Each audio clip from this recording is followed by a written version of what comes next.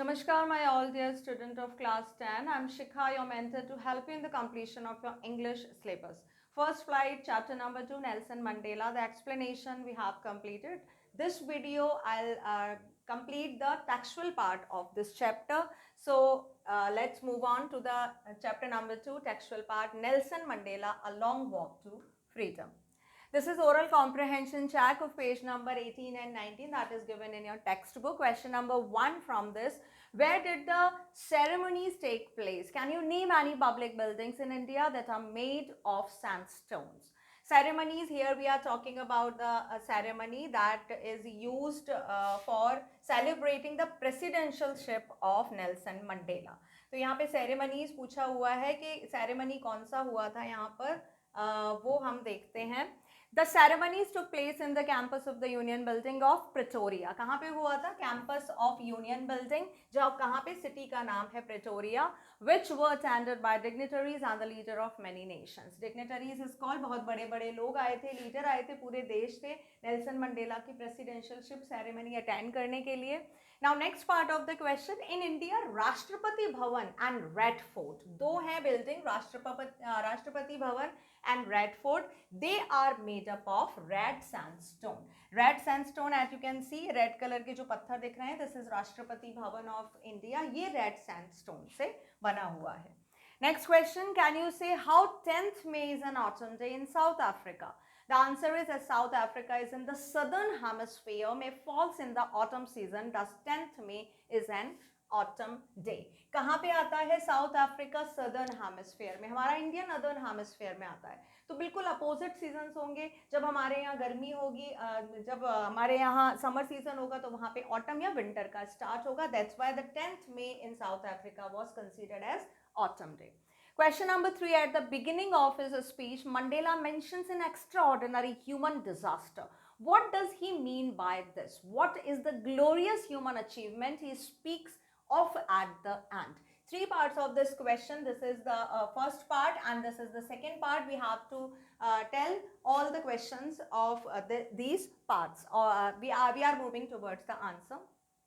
By an extraordinary human disaster, Mandela means to state the practice of apartheid in South Africa. Human disaster हम कह सकते हैं damage. तो वो किसके लिए बोल रहे हैं? The practice of apartheid. Apartheid मतलब how black peoples are treated in their own country. तो ये चीज क्या थी? बहुत बड़ी डिजास्टर थी for human disaster. During this, there was a racial segregation based on the color and the blacks suffered a lot. Racial segregation we can say the discrimination of difference किया जाता था based on color. Black उससे suffer करते थे. All the black peoples, they were not allowed to demand freedom or any right. Mandela himself did spend many years in famous Robben Island as a prisoner where he was beaten mercilessly. He considered it as great glorious human achievement that a black person became the president of a country where the blacks were not even considered human beings and were treated badly.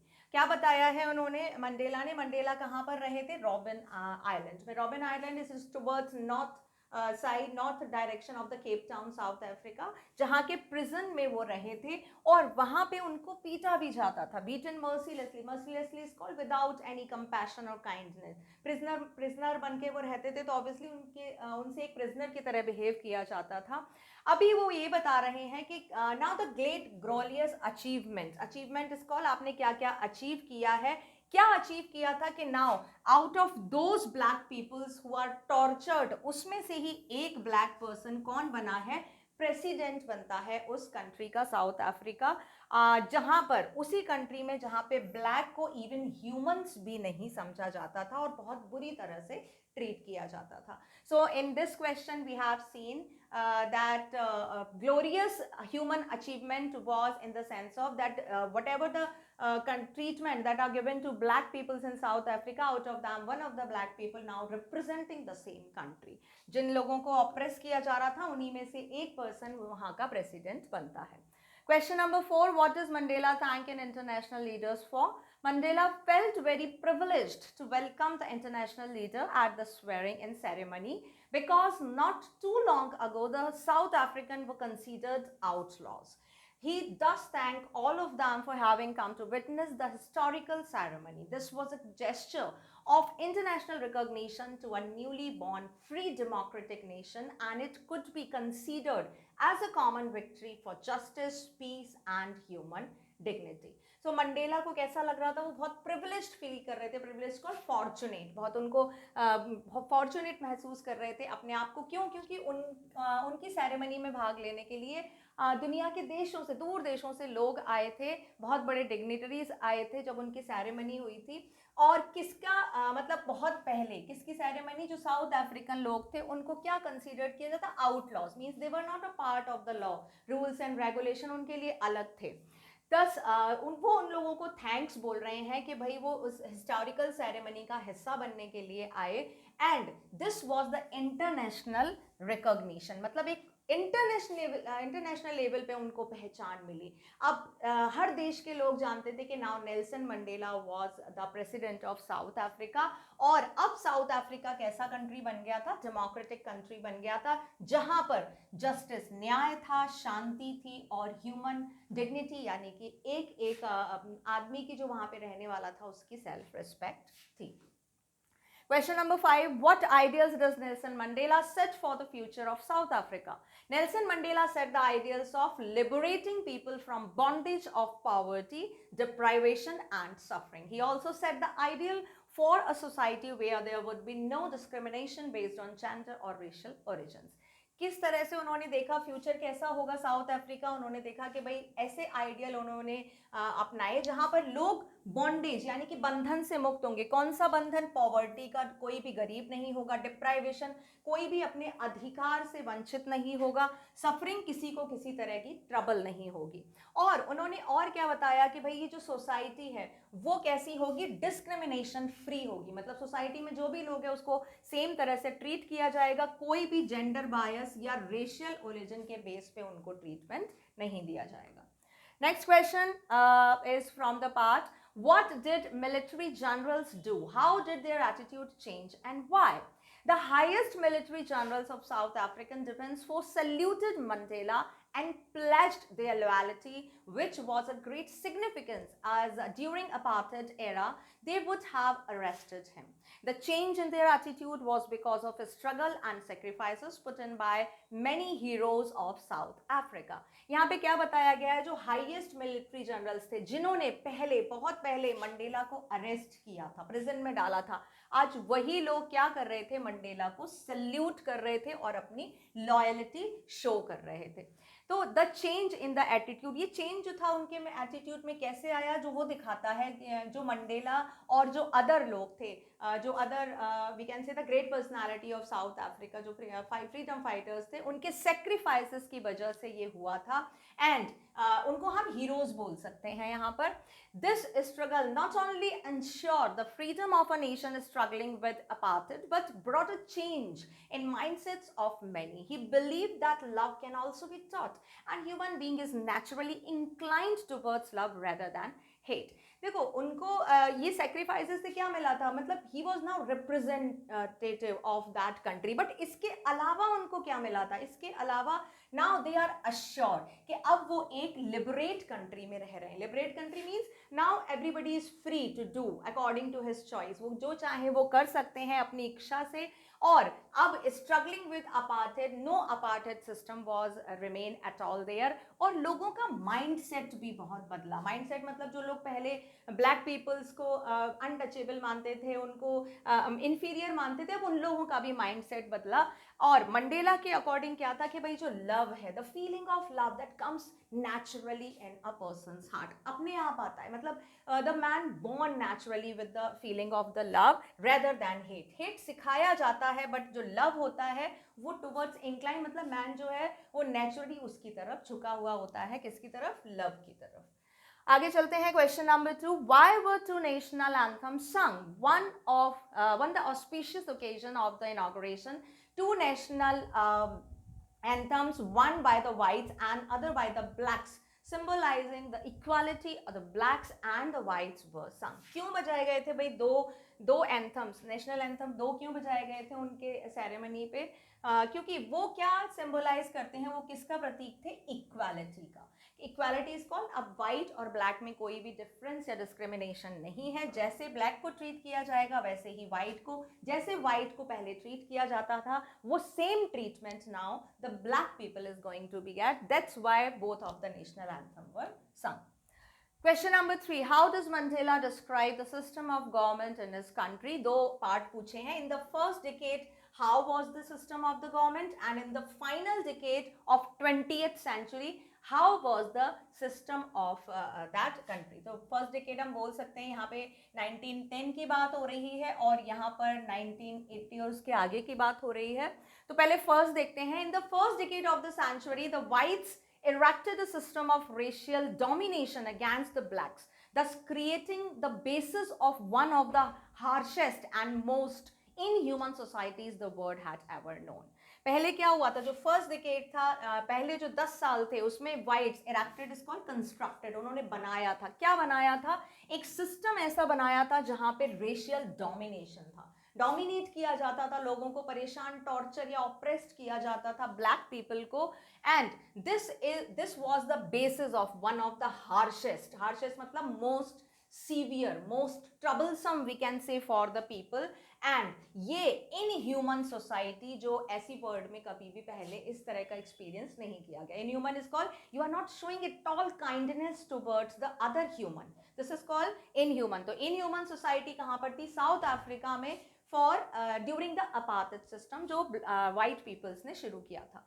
Now in the final decade में क्या था? In the final decade of the 20th century, the previous system had been overturned and replaced by one which recognized rights and freedom of all the people regardless of color, their skin.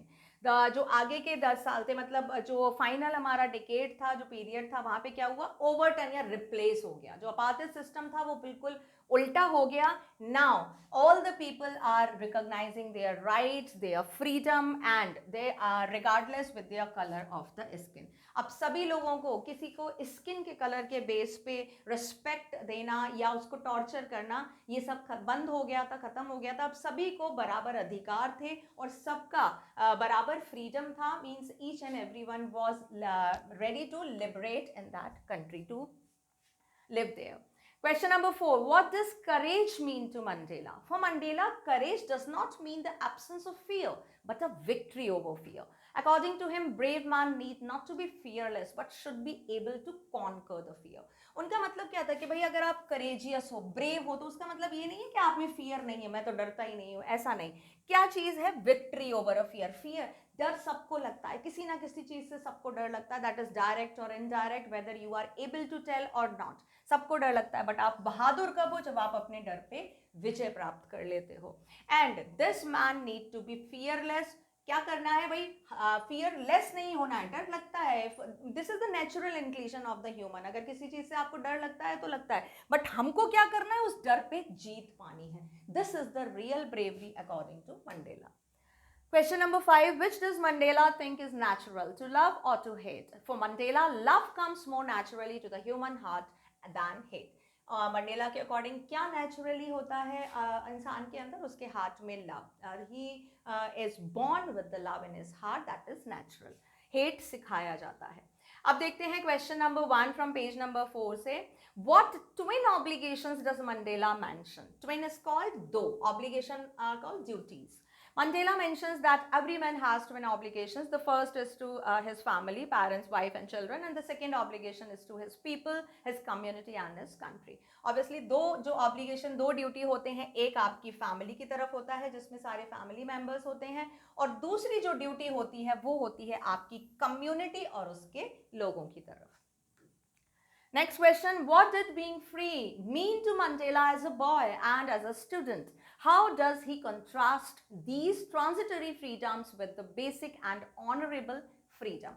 Two parts are there. यानी कि Mandela as a boy, अभी क्या थे, पहले जब वो childhood में थे उनके लिए फ्रीडम का क्या मतलब था, और अब ये जो फ्रीडम थी वो transitory is called not permanent, वो कैसे हो गई थी, और अब ये ऑनरेबल फ्रीडम, यानी कि transitory freedom, the freedom of childhood, और ऑनरेबल फ्रीडम ऑफ अडल्टहुड, इन दोनों में क्या डिफरेंस है?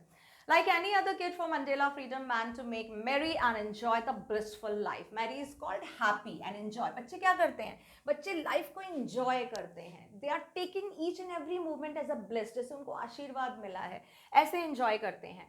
Once one becomes an adult and ticks of childhood look like transitory, becomes most of the childish activity are wasteful from the adult's perspectives. एक बार आप जब बड़े हो जाते हो, अडल्ट हो जाते हो, तो antics we can say the silly behaviour या बोल सकते हो जो बचपन की हरकतें होती हैं, pranks you can say, this is the most acquainted word. तो जो चाइल्डहुड में हम हरकतें करते हैं वो कैसी अब उनको लगने लगती हैं जब वो बड़े हो जाते हैं? ट्रांसिटरी, मतलब वो that are of no use. क्या हम हरकतें करते थे बच्चों की तरह? And then most of the childish activity जो भी हमने अपने बचपन में की है वो वेस्ट लगने लगती हैं. किसको लगने लगती है? अडल्ट्स पर्सपेक्टिव आप बोल सकते हो पॉइंट ऑफ व्यू. ठीक है, तो जो अडल्ट हो जाते हैं उनके पॉइंट ऑफ व्यू से बच्चे जो भी हरकतें करते हैं वो कैसी होती हैं? They are waste. यही मंडेला को भी लगा था. Once you are adult you have to earn a livelihood to bring the bacon home. It's only then when you get an honourable existence in the family and in the society. एक बार जब आप adult हो जाते हो आपका क्या फर्ज होता है कि भाई आप कमा कर लाओ. Livelihood is called you bring the salary and bacon home. Bacon हम यहाँ पे बोल सकते हैं मीट ऑफ पिग. ठीक है, मीट ऑफ स्वाइन आप बोल सकते हो. तो यहाँ पे मीट ऑफ स्विक से मतलब है फूड. मतलब जब आप बड़े हो जाते हो तो एवरीबडी एक्सपेक्टिंग कि आप कमाओ और घर पे खाने के लिए लेकर आओ. तो हियर जब आप बड़े हो जाते हो तो आपके लिए फ्रीडम क्या हो जाती है? That should be N honourable existence. Honourable existence कैसे होगा? जब आप सोसाइटी में कोई प्रेस्टिजियस पोजीशन रखोगे. अगर आप कुछ नहीं करोगे तो obviously everybody is consider you as that you are doing nothing. ठीक है, सो यहाँ पर ये चीज बताया गया है. फ्रीडम का मतलब something different in childhood and something different in adult. Question number 3. Does Mandela think the oppressor is free? Why or why not? Mandela does not think that the oppressor is free because according to him, an oppressor is a victim of hatred who is behind the bars of prejudice and narrow-mindedness. Oppressor मतलब जो आप पे torture कर रहा है, जो आपको तकलीफ दे रहा है, तो उसके मंडेला के अकॉर्डिंग वो भी विक्टिम है, वो भी शिकार है, वो भी एक परेशान आदमी है. क्यों? वो किसका शिकार है? वो विक्टिम ऑफ हेट्रेड, वो नफरत का शिकार है. उसके जो माइंड में है क्या भरा हुआ है? He is narrow mindedness. वो सिर्फ अपने आइडियाज और थॉट को अप्लाई करता है. He is not welcoming let others idea to come and implement that. वो किसी और के आइडियाज को वेलकम नहीं करता. And he is having a prejudice feeling. Prejudice is called when you are hating someone without any reason. कोई भी reason नहीं है. तो उनके अकॉर्डिंग जो ऑपरेसर है वो भी विक्टिम होता है. He realises that both the oppressor and the oppressed are robbed of their humanity and peace. उनके अकॉर्डिंग, मंडेला के अकॉर्डिंग, जो टॉर्चर करता है या जो टॉर्चर सहता है, दोनों ही लोग रॉब करते हैं. रॉब मतलब चुराते हैं या लूटते हैं. क्या लूटते हैं? Piece and humanity. मानव मतलब when you are showing kindness to anyone. Peace is called शांति. तो ये दोनों ही चीजें दोनों ही लोग खराब करते हैं. अगर आप पे कोई टॉर्चर कर रहा है तो obviously he is a victim of hatred. वो तो गलती कर ही रहा है. But if you are just bearing the torture, you are not stepping or you are not standing against that, तो मतलब आप भी कुछ गलती कर रहे हो. तो दोनों ही लोग जो हैं वो पीस और मानवता के लिए जो हैं वो लुटेरे हैं. रॉबर इज कॉल्ड लुटेरा. Thinking about the text from page number 24, question number 1. Why did such a large number of international leaders attend the inauguration? What did it signify the triumph of? To be the part of the inauguration, international leaders showed a gesture of solidarity from international community to the idea of end of apartheid. Inauguration ceremony में international जो leaders थे क्यों आए थे? वो दिखाने आए थे कि भाई नाउ सॉलिडेटरी इज कॉल्ड यूनिटी. भाई इंटरनेशनल कम्युनिटी में अब साउथ अफ्रीका को भी जगह मिल गई थी. Why? Because now a black person was representing that country और अब अपार्थाइड का एंड हो गया था. मतलब ब्लैक पीपल्स को भी सेम राइट्स मिल गए थे. It was the significance of the victory of good over evil and Triumph over the tolerant society without any discrimination. ये सिग्निफिकेंस था, इंपॉर्टेंस. क्या? It was the significance is called importance. Importance था किस चीज का? कि उनको विजय मिली थी. किस चीज पे? अच्छाई की जीत हुई थी और बुराई की हार हुई थी. जैसे हम लोग अपने दशहरा पे जो हमारा सेइंग है वो कहते हैं. और किस चीज की जीत थी ये? ट्रायम्फ, यानी कि विजय थी किस चीज की?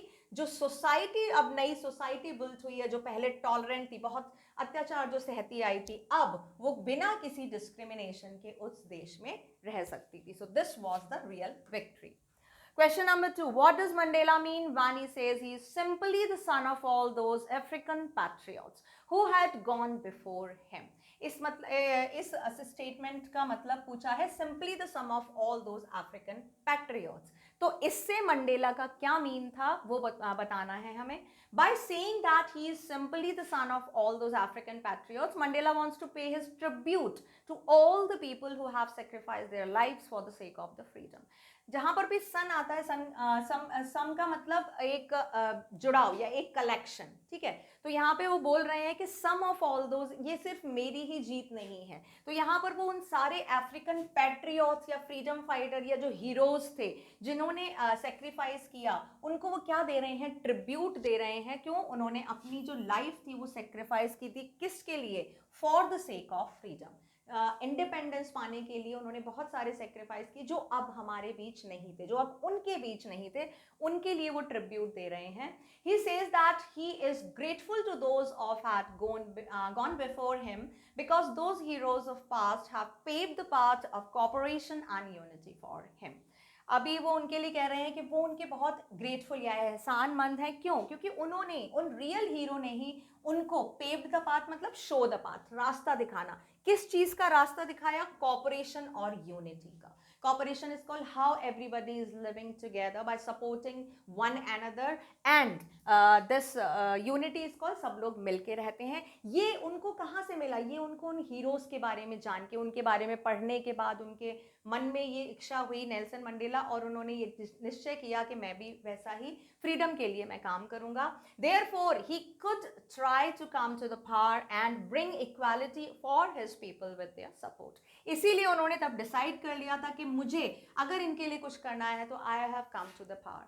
पावर इज कॉल्ड, पॉलिटिक्स में आना ज़रूरी है. जब तक मेरे हाथ में पावर नहीं होगी मैं इन लोगों के लिए कुछ भी नहीं कर पाऊंगा. तो इक्वालिटी और सपोर्ट देने के लिए कहाँ से उनको प्रेरणा मिली? जो हीरोज थे जिन्होंने अपनी लाइफ सेक्रीफाइस की थी साउथ अफ्रीका की फ्रीडम के लिए. Question number 3. Would you agree that the depths of oppression create heights of character? How does Mandela illustrate this? Can you add your own example to this argument? First part, second part and third part. So पहले first part देखते हैं. I agree with the statement that depths of oppression creates heights of the character. Depth is called बहुत गहरा. क्या चीज? Operation. जब आपको बहुत ज्यादा सप्रेस किया जाता है, बहुत ज्यादा तकलीफें जब आप झेलते हो, तभी आप हाईएस्ट ऑफ द कैरेक्टर मतलब एक हाई कैरेक्टर के आदमी बनते हो. Then Nelson Mandela illustrate this by giving an example of the great heroes of South Africa like Oliver Tambo, Walter Sisulu and others who were inspired to sacrifice their lives in a long freedom struggle. किसका example देते हैं? वो south African जो heroes थे, Oliver Tambo, Walter सिस्लू, बहुत सारे हमने पढ़े थे, उनका एग्जाम्पल देते हैं जिन्होंने अपनी लाइफ को सेक्रीफाइस किया फ्रीडम स्ट्रगल के लिए. Now second part, India is full of such example. यहाँ पे पूछा है ना कि आप अगर कोई और एग्जाम्पल दे सकते हो इस तरह का, तो यहाँ पे इंडिया से लेते हैं. India is full of such example. During a freedom struggle there were great leaders who encouraged people of noble characters like Mahatma Gandhi, Lala Lajpat Rai, Jawaharlal Nehru, Chandrasekhar Azad and Sardar Bhagat Singh and many more. बहुत सारे लोग थे. इन सब के बारे में पढ़कर, इन सब की स्ट्रगल को जानने के बाद obviously a kind of patriotic feeling must come in your heart. तो वो चीज़, सेम चीज़ जो थी नेल्सन मंडेला के हाथ में भी आई थी. Question number 4. How did Mandela's understanding of freedom change with age and experience? Freedom, childhood की फ्रीडम अलग थी, फिर अडल्ट की अलग हुई, फिर जब वो towards old age after spending 30 years in prison, फिर उनके लिए क्या मायने हुआ फ्रीडम का. तो अलग अलग मतलब, अलग अलग स्टेज पे फ्रीडम का मतलब पूछा है. With age and experience, Mandela understood the real meaning of freedom. As a young boy, he thought that he was born free and believed that as long as he obeyed his father and abided by the customs of his tribe, he was free in every possible manner. जब वो छोटे बच्चे थे उनको ये लगता था कि भाई वो सिर्फ आज़ादी के लिए ही पैदा हुए हैं, और जब तक वो अपने फादर की बात मानेंगे या जो ट्रेडिशन के अकॉर्डिंग काम करेंगे, जो उनकी कम्युनिटी में जो लोग रहते हैं उनके अकॉर्डिंग काम करेंगे, तब तक उनकी जो फ्रीडम है वो पॉसिबल होगी, वो वैसे ही जी सकते हैं. As he grew older, freedom to raise a family and the freedom to earn livelihood started dominating his thought. जैसे जैसे वो बड़े होते हैं, आप उनको ये पता चलता है कि जो उनकी फ्रीडम है वो छीनी जा रही है.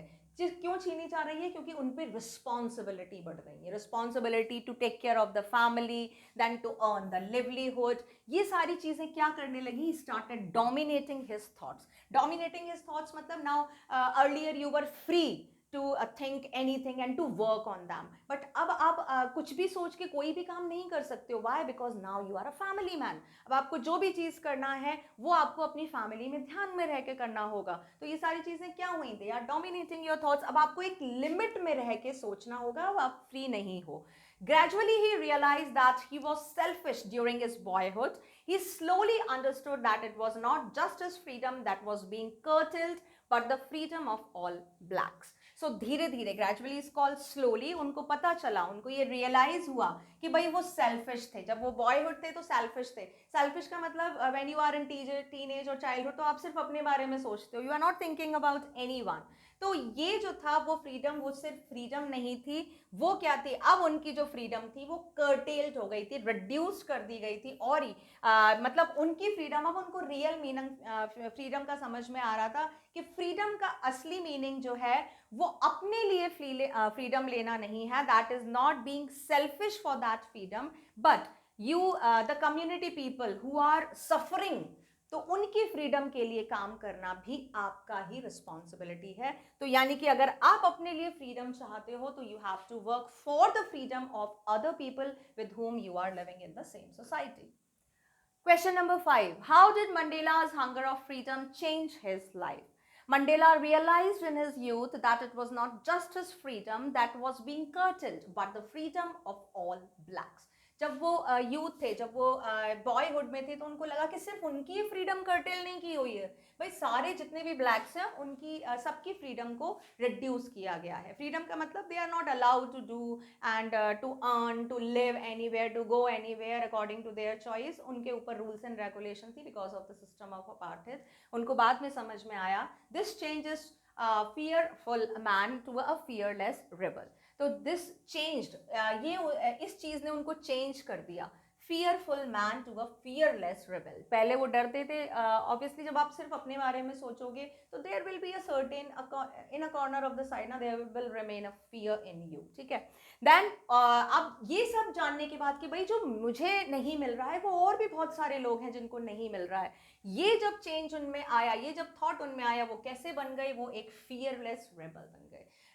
rebel is called when you are oppressing something, when you are doing the thing, और आप उसके मतलब प्रोटेस्ट करना जब आप शुरू कर देते हो, विरोध करना जब आप शुरू कर देते हो, दैट इज कॉल्ड फियरलेस. तो आप फियरलेस हो जाते हो जब आप किसी चीज का विरोध करते हो. क्यों करते हो? क्योंकि आपको पता है कि आप सही चीज के लिए विरोध कर रहे हो. तो आप में फियर जो है वो अपने आप चला जाता है. तो वो पहले फियरफुल मैन थे, अब कैसे हो गए? fearless rebel. He sacrificed the comforts of a settled family life to fight for a greater cause. वो एक फैमिली पर्सन थे, आराम से अपनी फैमिली में रह रहे थे, but after knowing the difficulties and troubles of his own community people, उन्होंने ये सारी चीजें sacrificed कर दी. He joined the African National Congress and this changed him from a frightened young man into a bold one who fought against racial prejudices. उन्होंने क्या किया? African national Congress join किया, क्योंकि बिना पार में आए वो कुछ भी नहीं कर सकते थे. उनको अच्छे से समझ में आ गया था. और ये जो चीज थी, after coming in the party, now he has turned from frightened young man into a bold. पहले वो डरने वाले एक बच्चे थे, एक यंग मैन थे, अब वो कैसे हो गए थे? बोल्ड. किस चीज के लिए? To fought against the racial prejudice. जो कलर के अकॉर्डिंग जो उनको डिस्क्रिमिनेट किया जा रहा था, जो भेदभाव किया जा रहा था, उसके लिए लड़ने के लिए now he was ready. So this was the complete textual part that I have brought for you here. That was from the textbooks. Many of the extra questions are there that you can prepare yourself. I'm just completing the complete textual part. अब थोड़ा सा grammatical part देखते हैं. This is also very important. There are nouns in the text formation government which are formed from the corresponding verbs from govern by suffixing at. यहाँ पे एक example दिया गया है कि भाई गवर्न से गवर्नमेंट बना हुआ है. ये क्या है? फॉर्म. ये वर्ब है, जो गवर्नमेंट हमारी वर्ब है एंड गवर्नमेंट क्या हो गया? हमारा नाउन हो गया.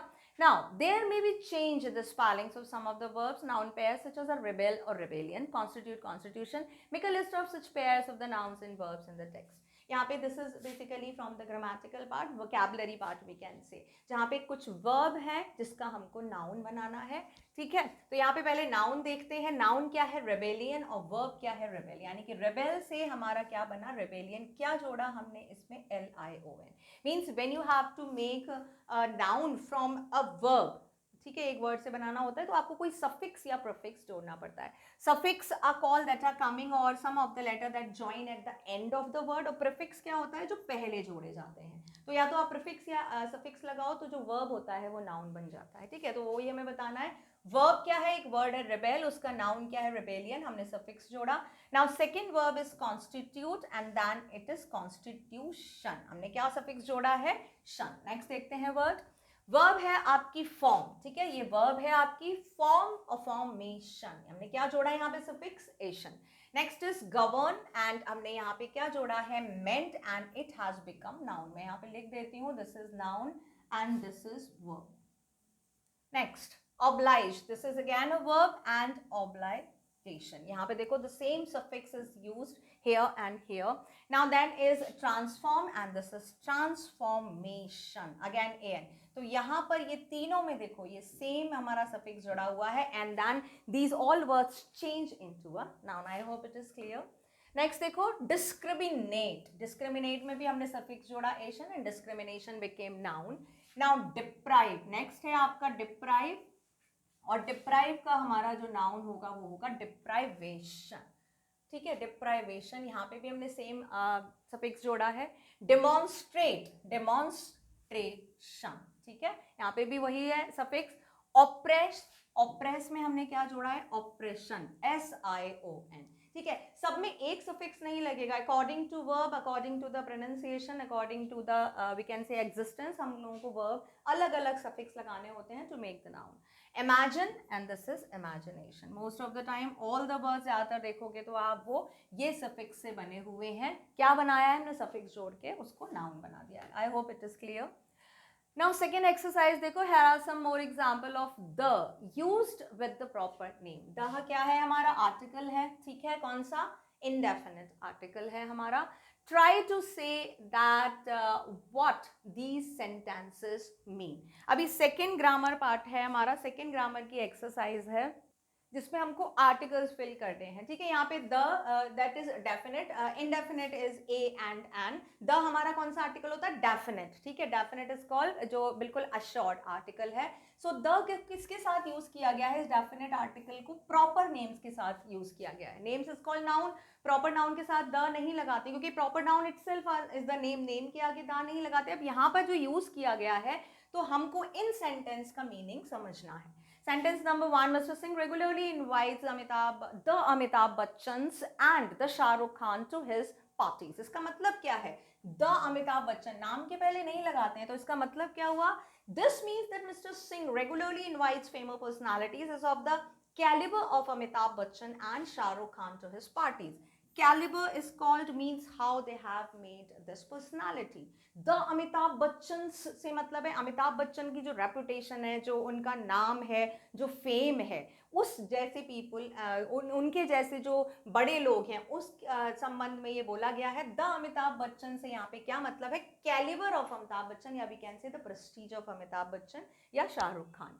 नेक्स्ट देखो, many people think, this is think, THINK, right? Think that Madhuri Dixit is the Madhubala of our times. The Madhubala, again Madhubala is a name, यहाँ पे the लगा हुआ है. means this means that Madhuri Dixit is compared to a landmarking acting in the form of the legendary actress Madhubala. The Madhubala यहाँ पे बताया जा रहा है कि Madhubala was a symbol of means we can say legendary acting and the beauty, and Madhuri Dixit को उस beauty और उस legendary acting से कंपेयर किया जा रहा है. सो यहाँ पे द मधुबाला मतलब मधुबाला की एक्टिंग या legendary beauty. नेक्स्ट देखो, history is not the story of the Alexanders, the Napoleons and the Hitlers, ये भी नाम है, इन सबके आगे द लगा हुआ है, but the ordinary peoples is well. इसका मतलब है the history is not only the story of great fighters and the leaders such as Alexander, Napoleon and Hitler, but also the ordinary people. यहाँ पे the का मतलब क्या है? यहाँ पे द का मतलब है ग्रेट फाइटर्स एंड लीडर। कुछ फाइटर्स थे, ग्रेट फाइटर या ग्रेट लीडर, किसके जैसे? अलेक्जेंडर, नेपोलियन या हिटलर के जैसे, इस तरह के जो लोग थे उनके आगे द लगा के और सारे लोगों का एग्जाम्पल भी दिया गया है कि इनके जैसे fighter. Okay, I hope this exercise is clear. Exercise देखते हैं number 3, match the italicised phrase in column A with the phrase nearest meaning in column B. Two columns are given here, one of the phrase is given here, 3 meaning लिखे हैं उसके, हमको most appropriate meaning बताना है। मतलब इसका मतलब ये भी है, ये भी है, ये भी है, तीनों ही ठीक है, बट हमको मोस्ट अप्रोप्रिएट मीनिंग उसका बताना है। I am just taking you towards the answer, right. So यहाँ पर देखते हैं, ये आपका फर्स्ट 4 फ्रेजेस आर देयर और उनके एग्जैक्ट मीनिंग लिखे हुए हैं। I was not unmindful of the fact, तो इसका जो हमारा इसमें फर्स्ट, सेकेंड और third, so this was the first one is right. इसका मतलब है अनमाइंडफुल ऑफ द फैक्ट, हमारा टेक्स्ट से लिया गया है, नेल्सन मंडेला। इसका मतलब है हैड नॉट फॉरगॉटन, मतलब वो भूले नहीं थे, या वो ऐसा नहीं है कि उनको सच्चाई का पता नहीं था। नेक्स्ट देखो, when my comrades and I were pushed to our limits, इसका देखो ये जो थर्ड है हमारे पुश टू आवर लिमिट्स, इसमें थर्ड वाला ठीक है, felt that we could not endure in sufferings any longer, मतलब अब हम लोग इससे ज्यादा जो है सफरिंग्स या परेशानियां सह नहीं सकते हैं। ठीक है, तो number 3 is right. 2, reassure me and keep me going, ठीक है, तो इसमें आपका ये देखो, to reassure me and keep me going, help me continuing to live hope in this very difficult situation, number 2 will be right, मतलब इस difficult situation में भी there is some hope कि मैं आगे बढ़ता जाऊँ। Number 4 is the basic and the honorable freedoms of earnings my keep, यहाँ पे आपका ये आएगा, honorable freedoms of earning my keep means earning enough money to live on। honorable earning का क्या मतलब हुआ? honorable freedom और earning मतलब आपको इतना कमाना आना चाहिए, मतलब you should be eligible enough so that you can take care of your family। okay, so with this we have completed the textual part of this chapter. I hope question answers and the textual part will definitely help you in understanding the chapter more. So go through with that, try to do the extra question that will help you in more and more understanding, develop more and more understanding for this chapter. I'll see you with the next video with the next chapter, right?